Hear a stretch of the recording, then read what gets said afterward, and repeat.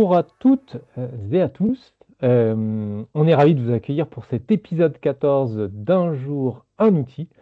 Voilà, épisode 14 où on accueille Anne Rissek qui va nous parler de Power BI. Est-ce que Anne, tu peux nous faire un petit coucou?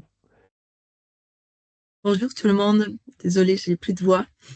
Voilà, Euh, alors c'est le problème de faire des un jour, un outil en hiver, c'est qu'on a des participants et des, des productrices qui sont malades. Voilà. Donc, aujourd'hui, Anne Rissek va nous présenter Power BI. Pour ceux pour qui ce serait la première fois sur un jour un outil, donc on est ensemble jusqu'à 13 heures, voilà, 30 minutes.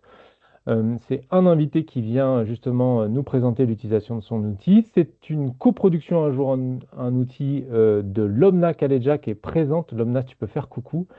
Mais alors si Anne a déjà un peu, on va dire, la voix cassée, en fait, Lomna est complètement à fond, donc je vais faire sa présentation. Voilà. Lomna est une ancienne DRH, voilà, qui est maintenant, aujourd'hui, à la fois formatrice, conférencière et hôte d'un podcast qui s'appelle Besoin de rien, envie d'IA. Voilà, donc formation, conférence sur l'impact et l'utilisation de l'IA pour, on va dire, les services RH au service des RH. Voilà. Et moi, je m'appelle Arnaud Potier aussi. Je suis cofondateur de l'agence de communication et de transformation qui s'appelle Calapa. Calapa, ça veut dire qui lie les choses entre elles, qui crée du lien. Et on est notamment les créateurs de la fresque de l'IA pour les RH. Voilà. Mais un jour, un outil, c'est pas nous qui allons parler, c'est Anne. C'est ça qui est bien, c'est que nous, on ne fait pas grand-chose. Donc, Anne, est-ce que tu peux te présenter pour ceux qui ne te connaissent pas? donc, rebonjour à tous et à toutes. Je m'appelle Anne Ritzek, je suis une Belge flamande depuis plus de 20 ans en France, d'où mon petit accent.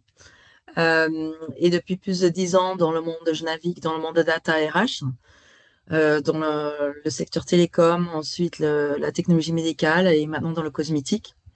Par contre, dans l'entreprise où je travaille aujourd'hui en cosmétique, je la nomme pas parce qu'on n'utilise pas Power BI. Ils ont décidé d'utiliser des concurrents de Power BI et ça, c'est une décision enterprise. Mais voilà, donc par le passé, j'ai pu travailler sur cet outil que je suis très contente. Je suis ravie d'être parmi vous pour le présenter et échanger sur un sujet data qui me passionne beaucoup. Hop, super, ben merci pour cette présentation. Anne, de toi déjà, je savais pas que tu étais belgeo-flamande. Voilà. On en apprend. Du coup, est-ce que tu peux, pour les gens qui, comme moi, ne connaissent pas du tout Power BI, nous présenter un peu cet outil déjà? Et il faut que tu mettes ton micro. Ouais, top. Oui, j'avais vu. Mais Power BI, c'est un outil BI, Business Intelligence, parmi tant d'autres, qui vraiment permet de transformer les données en informations visuelles et actionnables. Et c'est ça qui est important. Parce que je vais juste faire un petit saut en arrière, si tu me permets, Arnaud. Bien C'est sûr. Power BI, c'est l'outil et c'est vraiment très pratique, très simple, un super bon user experience, utilisateur, pardon. J'utilise beaucoup de franglais. Euh, mais ce qui est important de savoir avant, pourquoi on l'utilise. On met d'autres, il y a plein d'autres outils comme ça, mais Power BI va nous permettre de commencer avec la donnée brute. Ensuite, avant de l'analyser, de le transformer, de le nettoyer. Ensuite, l'analyse. Et ensuite, bien sûr, le mettre dans des très jolis visuels, la visualisation. Et la visualisation va être votre aide en tant qu'RH pour faire votre storytelling, raconter l'histoire à vos dirigeants pour qu'ils puissent ensuite prendre des décisions basées sur des informations claires et nettes. Et c'est ça qui, la trame pour moi, qui est le plus important. Donc, Power BI va être l'outil qui va nous aider d'aller de la donnée brute à l'action que le dirigeant ou vous en tant qu'RH, vous allez décider de faire. Et donc, pour moi, ça, c'est très important.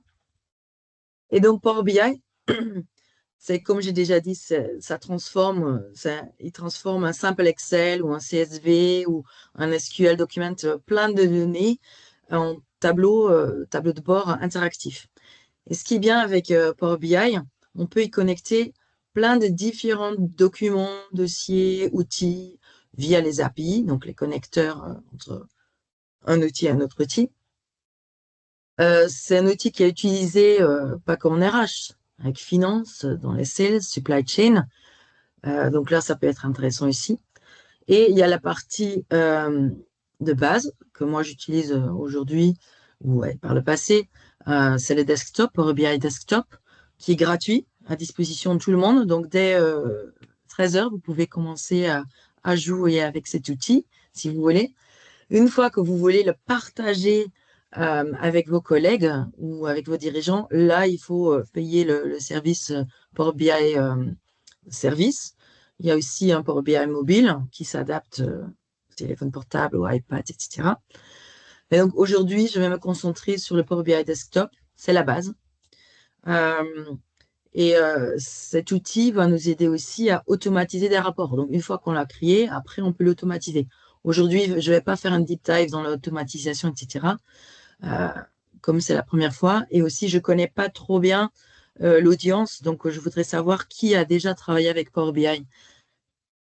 Ouais, si vous pouvez mettre alors dans conversation et vous pourrez aussi durant toute la présentation d'Anne, si vous avez des questions, justement de les poser soit dans le question-réponse, dans l'onglet question-réponse, soit directement dans la conversation. On prendra les questions à la fin, on les traitera à la fin sans aucun souci. La question, ouais, voilà, en préparation avec Anne, on s'était dit, bah, quelle ceinture de Power BI est-ce que vous êtes? Est-ce que plutôt ceinture blanche? Voilà, comme moi, vous avez vu de la lumière, vous êtes arrivé. Plutôt ceinture jaune, vous avez déjà une utilisation de l'outil un peu plus poussée, ou ceinture noire, déjà vous maîtrisez bien et vous êtes venu justement pour peut-être en savoir encore un peu plus. Voilà. Si vous voulez répondre, pendant ce Vous levez la main. temps-là, oh non, ils peuvent pas. Ah, Il y a- on a un ceinture jaune. Une ceinture jaune, on a des blancs jaunes, on a des personnes comme moi qui ont vu de la lumière et qui sont rentrées. On a une ceinture blanche aussi. Donc, si ça vous va, on va plutôt partir du coup sur ceinture blanc-jaune. Anne, si c'est bon pour toi. bah oui. Euh, Dans la préparation, on avait dit, voilà, on va commencer, comme on ne connaît pas l'audience, le mode débutant. Donc, pour ceux qui sont jaunes ou plus, euh, On vous fera un pouvez autre m'aider à répondre épisode. des questions ou vous pouvez donner d'autres exemples, n'hésitez pas. Le but, c'est qu'on partage les bonnes pratiques. J'ai pas la science infuse non plus. Voilà. Mais pour moi, ce qui est l'avantage aussi, euh, on peut déjà faire pas mal d'analyses et des visualisations sans avoir besoin des data scientists ou des data analystes très poussés. Donc, comme je disais tout à l'heure, c'est un outil, et je suppose que les gens qui l'ont déjà utilisé seront d'accord avec moi. C'est un outil très accessible même pour des profils non techniques, très intuitif aussi. Quand je l'ai appris, voilà, c'est très intuitif. Après, voilà, on doit se former pour aller plus loin. Et qualité prix, comme je dis, la partie desktop est gratuite. Donc, c'est une fois qu'on veut faire la partie service pour partager les tableaux de bord et les analyses plus loin, là, il faut payer. C'est entre, je crois, 13 et 25 euros, si je ne me trompe pas, par mois par utilisateur. Donc, voilà. Et on peut automatiser, une fois qu'on a créé le rapport, on peut l'utiliser tout en plus. Top. Mais voilà, Moi, je pense comme nos participants, on est impatients de la démo. Est-ce que Anne, du coup, tu peux démarrer et partager ton écran pour qu'on puisse découvrir cet outil? est-ce que vous voyez mon écran? Moi, je le vois. Je ne sais pas si les participants, si vous voyez, si vous voulez mettre un OK, un pouce dans le chat. C'est OK, tout le monde voit. Génial, merci. Donc là, c'est la base, la page de début, de démarrage, où voilà, on a What is Power BI, mais ça, c'est très, très basique. C'est pour moi vraiment trop light, mais bon, ça peut donner une idée ce que c'est, mais c'est très high level. Euh, et donc, pour commencer, on commence ici, je vais commencer simplement blank report, et où on peut ici directement importer la data Ce que moi, je utilise toujours, c'est GetData, mais c'est la même chose, on peut le faire ici aussi. Et vous voyez déjà, il y a une multitude de types de données qu'on peut ajouter. Et on peut le connecter aussi si vous travaillez avec des outils SIRH, c'est possible de les connecter aussi. Donc, chaque fois où une donnée est exportable d'un outil, on peut le connecter à Power BI. Je vais vous donner deux exemples dans ce petit démo qu'on a là aujourd'hui. C'est un avec un CSV et un avec Excel tout à l'heure. Je commence avec le CSV. Je vais préparer un truc lambda. Donc là, je clique dessus simplement et en voilà déjà mes données. Et on a envie de cliquer directement sur l'autre, ce qu'on ne va pas faire. Parce qu'on veut vérifier si nos données sont propres. Et ça, je vais, si je peux me permettre, Arnaud et Lobda, faire une minute, un petit pas en arrière. Le nettoyage de données, c'est le plus important. Ceux qui sont autour de la table, qui l'ont déjà fait, vous savez que d'une analyse, 80% du temps d'une analyse, c'est le nettoyage des données. Nettoyage des données, ça peut être éviter les doublons, quand il y a des valeurs manquantes, voir aussi comment on peut les nettoyer, aligner les sources, parce que si on travaille avec différentes sources, SAP, SuccessFactors, et un Excel à droite, et un Qualtrics à gauche, etc., parfois le langage n'est pas aligné, donc il faut aligner ça, et corriger les incohérences. Si par exemple, dans une colonne de données data, des dates, pardon, on a une cellule qui donne la date, mais l'autre donne la date et l'heure, bah, c'est pas cohérent. Donc là, il faut nettoyer aussi. Donc là, pour le nettoyage, on fait Transform Data. Et c'est ça que je trouve sympa, c'est que tout est inclus là dans le Power BI. Et là, Power BI nous amène, comme vous voyez ici, dans le Power Query Editor.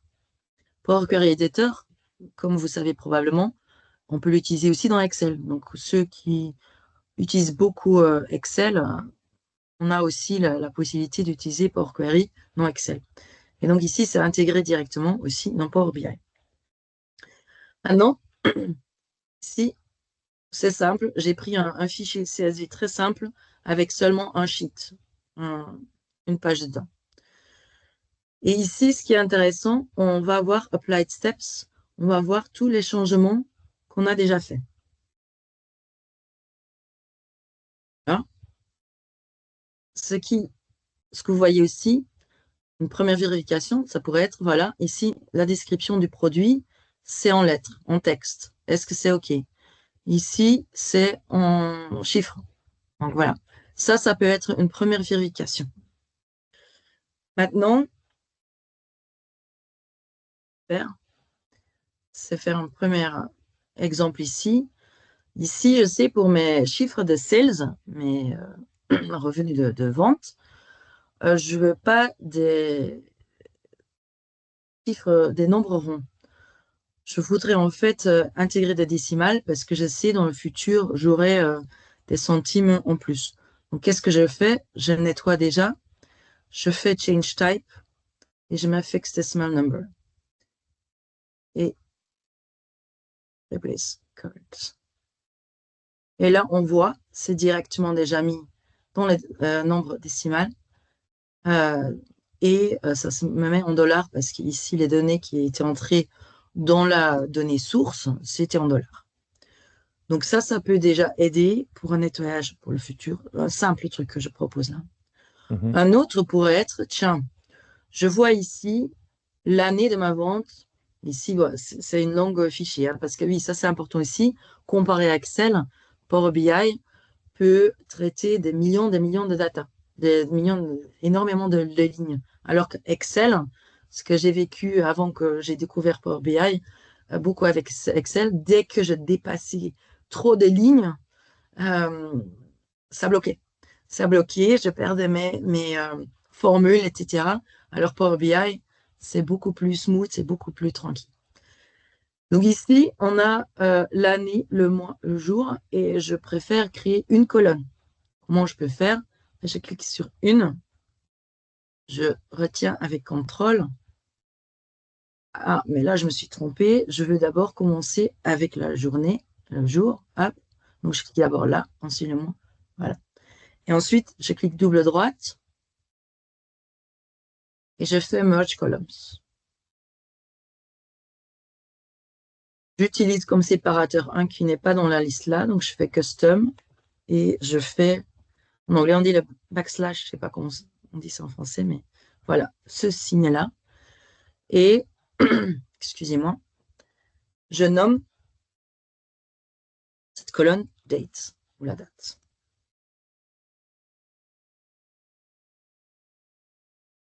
Là, je vois la date. Ok. Est-ce que pour l'instant, j'ai tout le monde avec moi? Ça est clair. Ouais, jusqu'ici, je pense que il y a des pouces qui se lèvent, donc on OK, te suit attentivement. parfait. Qu'est-ce qu'on voit ici à droite? Applied Steps. Ça, ah ben, j'ai fait le changement de nouveau de sales, ça, et j'ai mergé mes colonnes de la date. Donc ici, on va voir tous les changements imaginables. Je suis consciente du temps, donc j'avais envie de vous montrer d'autres exemples de nettoyage, mais je pense que ça sera intéressant de vous montrer aussi un peu de visualisation. Qu'est-ce que je voulais dire encore? Là, on fait la data transformation au début. Et ça, c'est vraiment conseillé. Avant chaque changement, essayez de le faire au début. Ce qu'on peut faire aussi, une fois qu'on est dans la visualisation déjà, et je vois, tiens, il y a un truc qui cloche, je peux retourner et je peux retourner dans Transform et je peux revenir dans mes tables pour faire les changements nécessaires. Donc, si on a oublié quelque chose, c'est pas grave. Mais essayez, pardon, je perds ma voix, de faire le maximum en amont. Ok, Et de après, bien nettoyer pardon, bien nettoyer le fichier avant de partir, mais comme tu viens de le préciser, on peut revenir en arrière pour renettoyer après la visualisation si on exactement. s'aperçoit qu'il y a une erreur. Ok.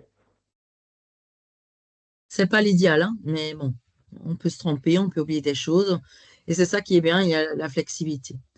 Donc, il y a plein d'autres choses, mais voilà, il nous reste 12 minutes. Je préfère avancer. Donc là, on fait close and apply. Fais pas close parce que sinon, vos changements ne seront pas pris en compte. Donc, on met close and apply et ça tourne. C'est en train de charger ces données-là que j'ai changées. Maintenant, pour ma visualisation, je ne vais pas utiliser les données parce que je voulais vous montrer un use case sur le turnover, sur l'attrition, sur Mhm. le départ des employés. Donc, j'ai créé un petit fichier, un sample set, et cette fois-ci en Excel. Comme ça, vous voyez les choses. Donc ici, ah, ça j'ai oublié de vous dire. Ce qui est important quand même ici, ça j'aurais dû vous dire dès le départ, désolé, c'est ici, premier onglet, on va faire les visualisations, donc le tableau de bord. Ici, on a la vue de notre tableau qu'on vient de faire. Quand on a plusieurs tableaux, il y aura une liste ici de tous nos tableaux. Et si dans le tableau, il y a plusieurs sheets, ou plusieurs données, pardon, excusez-moi, on les voit là aussi. C'est pour jouer Ok. après. Ce que je ne vais pas traiter aujourd'hui, c'est les modèles. Parce qu'ici, comme j'ai seulement une partie de modèle, mais ici, on peut créer, en fait, connecter plusieurs types de données. Donc, si on a un Excel, un CSV et plein des données d'un SQL, de notre outil SCRH, on peut tous les mettre ensemble ici, les connecter. Ici, on crée nos data modèles. Le Ok. DAX, ça va même plus loin. Ça, c'est comme un peu comparable à Excel. En Excel, on peut créer des formules très poussées. Ben, c'est le DAX. Dans les DAX, on va faire les formules poussées. Et le TMDL, ça, c'est pour aller plus loin encore. Ça, je ne me suis pas encore aventurée là-dedans. Ça, c'est pour le codage. Parce que moi, je ne suis pas type codeur. Donc, je suis restée là, dans les premières cases. Les 4 premières cases. Euh, donc, ce que je vais faire là, je vais chercher un autre fichier Excel, donc get data, la même, et sample set terminations. Je l'ouvre comme tout à l'heure.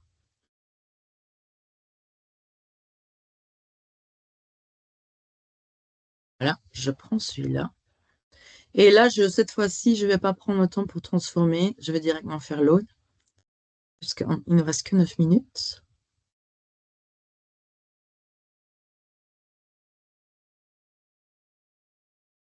Et là, on voit, il y a mes data de invoice data de tout à l'heure qu'on a nettoyé. Et il y a mes data de mes départs. C'est des départs sur 2 ans. Donc, qu'est-ce qu'on veut faire? On va commencer avec une petite carte peut-être. Et donc, on clique là-dessus. Qu'est-ce qu'on veut mettre dans cette carte? On va regarder. On veut mettre le nombre de personnes dans cette liste. Et là, c'était qu'une liste de tous les terminations, tous les départs. Et donc, je prends mon ID d'ST. Donc là, j'ai un nombre de départs ici. Je peux cliquer dessus et changer le format. Par exemple, je ne sais pas, est-ce qu'on veut changer la couleur? Je veux le mettre en orange plutôt, ou non, je laisse quand même en gris. Je veux le mettre en gras, par exemple. Colored value, là aussi, on peut changer. Je veux mettre ça en bleu, en gras, plus grand. Voilà, ici, on peut jouer comme on veut. Là, on peut faire des effets, plein de data formats. Je ne vais pas aller en détail, mais ici, on peut jouer, changer le titre si on met ici on, pardon, et mettre number of terminations. Et ça va s'afficher le titre ici en haut. Voilà, c'est juste pour vous donner quelques exemples. Là, on peut même colorer ça en bleu, le background, le fond, on peut aussi changer de couleur. Je vais avancer parce que j'ai envie de vous montrer je vais essayer de vous montrer 6 visuels en même temps. Donc là, attention, avant qu'on change, si je change maintenant directement, ça va changer la donnée ici. Donc il faut vraiment faire New Visual pour sauvegarder mon nombre total. Et le deuxième, je vais essayer le donut et je veux savoir, ok, je vais utiliser le ID, le nombre, mais d'abord peut-être gender. Je veux savoir combien d'hommes et femmes sont partis en 2022 et 2023. Donc je mets gender, mais voilà, là on voit juste la légende, mais c'est normal parce qu'on n'a pas la donnée. On doit le croiser avec la donnée des ID. Le nombre d'employés. Hop. Et là, on a déjà notre joli donut. On voit qu'il y a 4 personnes qui n'ont pas de gender ou qui n'ont pas renseigné.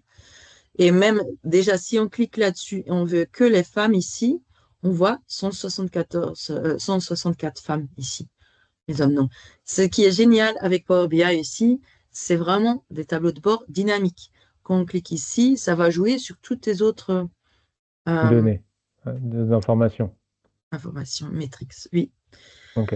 Ensuite, un trend line. Ah non, voilà. Là, j'ai fait une faute. Vous voyez? T'as J'ai oublié fait de une faire faute. nouveau visuel. Bravo, Arnaud. Voilà. Donc, je retourne. Je fais mon new visual. Je voulais aller trop vite. Là, je vais faire un trend line. Ici, là. Et je voulais faire celui des nombres d'employés. Hop. On a juste un petit point. Est-ce qu'on n'a pas la date? Date de départ. Est-ce que j'avais mis les dates de départ? Last day of work. Je vais prendre celui-là. Et là, c'est pas très beau. Je vais l'agrandir. Mais là, on voit, hop, on peut jouer. Voilà, c'est ça qui est génial. On peut jouer, on peut cliquer. Et là, je vais voir dans quelle période il y a plus de femmes qui partent. Et on voit, ok, plutôt ici en Ouais. octobre et en janvier 2023. Et pour les hommes, est-ce que c'est la même chose? On va voir. Bah oui, dans ce cas-là aussi en novembre. Donc voilà. Là, on peut jouer un peu avec les données. Ça va Ah, nous c'est aider top. dans nos analyses ultérieures. Pardon? Ah, c'est top. Donc, choisir lequel. Ah oui, peut-être New Visual. Bon, des colonnes, je fais rapidement. Hop, cette colonne-là. Hop. le nombre de raisons. Primary reason. Je veux savoir, est-ce qu'il y a de plus volontaire ou involontaire?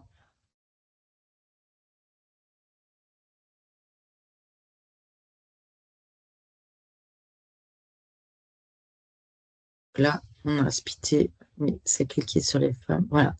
Là, on voit, on a beaucoup plus de départs volontaires comparé involontaires.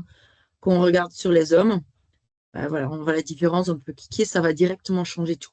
Donc, c'est vraiment un tableau de bord dynamique, très accessible, très simple. On ne doit pas être un data analyst poussé. Une fois qu'on veut aller plus loin, bien sûr, avec le model view ici, parce qu'ici, on voit mes deux fichiers Mhm. que je n'ai pas connectés. Ça, c'est pour une prochaine fois, peut-être, avec le BNI ou avec d'autres experts qui veulent se joindre à moi. Euh, mais là, une fois qu'on connecte, on peut pousser la donnée beaucoup plus loin. Et ce qui est intéressant, c'est lier nos données RH à nos données business pour vraiment faire parler les données. Voilà, il y a beaucoup de départs dans ce département-là.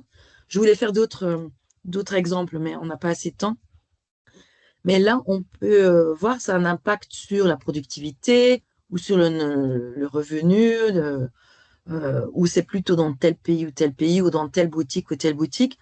Donc voilà, c'est un peu ce que je voulais montrer sur ce ton assez court pour vous donner un goût. C'est vraiment très accessible, très simple à utiliser et ça peut vous aider à créer des histoires, des stories, du storytelling pour vos dirigeants ou vos équipes RH pour vraiment utiliser beaucoup plus la donnée. Et la donnée, souvent on dit, la data est le nouveau pétrole. C'est le nouveau gold, le nouveau or. Et il faut qu'on travaille vraiment pour que la donnée est le nouveau super pouvoir de tous les RH. Parce que Ouais. là, les RH auront vraiment une table une place autour de la table stratégique de l'entreprise dans la prise de décision. Voilà. Il reste 2 minutes, Top. pardon. Non, J'ai mais parlé top. trop. Non, non, non, non, non, c'est génial. Alors, est-ce qu'il y a des questions pour Anne? C'est le moment. Alors, il y a des gens qui t'applaudissent. Il y a Julie qui t'applaudit. Moi aussi, je t'applaudis. Voilà. Top. Parce que en plus, faire l'effort de faire la présentation quand on est malade, bah, c'est un beau cadeau que tu nous fais. Merci encore pour ça. En attendant que les questions arrivent, juste, moi j'avais deux questions, mais je vais déjà faire la première.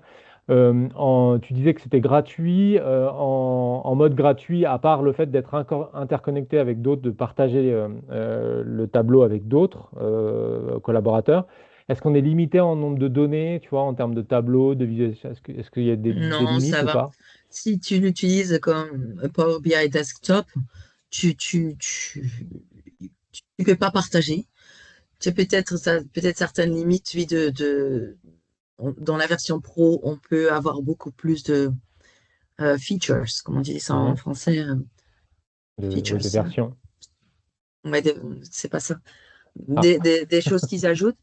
Mais déjà, avec Power BI Desktop, vous pouvez ouais. déjà faire tellement de choses. Et même si vous ne pouvez pas le partager dans Power BI, c'est pas grave.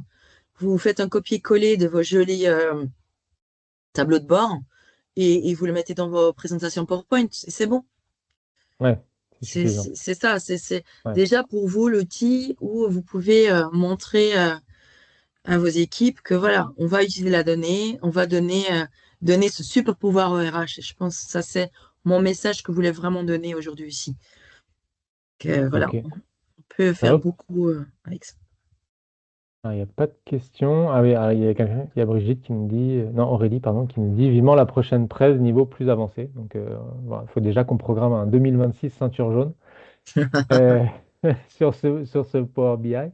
J'avais une autre question. J'ai vu qu'il y avait marqué, enfin, il y avait la possibilité de copilote. Est-ce que c'est possible du coup d'être aidé par copilote pour justement, je sais pas moi, nettoyer la donnée ou Oui, mais peut-être. il faut avoir un compte pro. Donc, Ok, comme moi, j'aurais voulu vous montrer ça, mais comme j'ai pas un compte pro, voilà.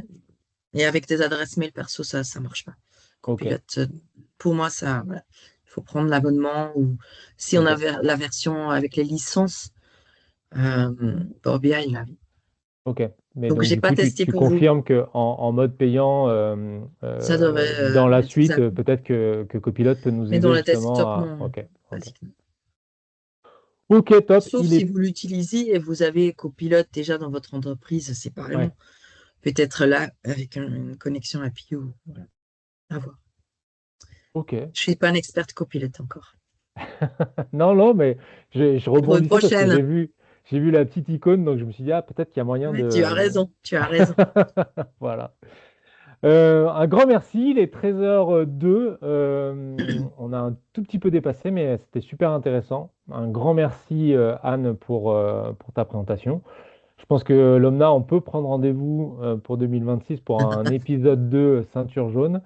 Voilà, parce que c'était top. Et effectivement, on a vraiment vu les premières utilisations et j'imagine qu'on peut encore aller beaucoup plus loin pour justement faire parler les données et montrer des corrélations entre effectivement les impacts ou des décisions RH et des impacts business qui est souvent force, on va dire, pour les RH dans aller négocier des choses, à obtenir en tout cas de l'aide, des budgets, des recrutements, voilà. Top, super, merci à vous. On se retrouve la semaine prochaine, voilà, pour un nouvel épisode, épisode 15. Et je ne me souviens plus parce que je suis un poisson rouge. Ce sera? On t'entend pas? Empowheel, voilà. C'est un nouveau jeu, il faut deviner sur les lèvres de l'Omna ce qu'elle dit. Ce sera Empowheel avec Florian, effectivement, qui viendra nous présenter la semaine prochaine. Un grand merci à vous, très bonne fin de semaine et on vous dit à la semaine prochaine. Merci, au revoir. Merci encore Anne, au revoir.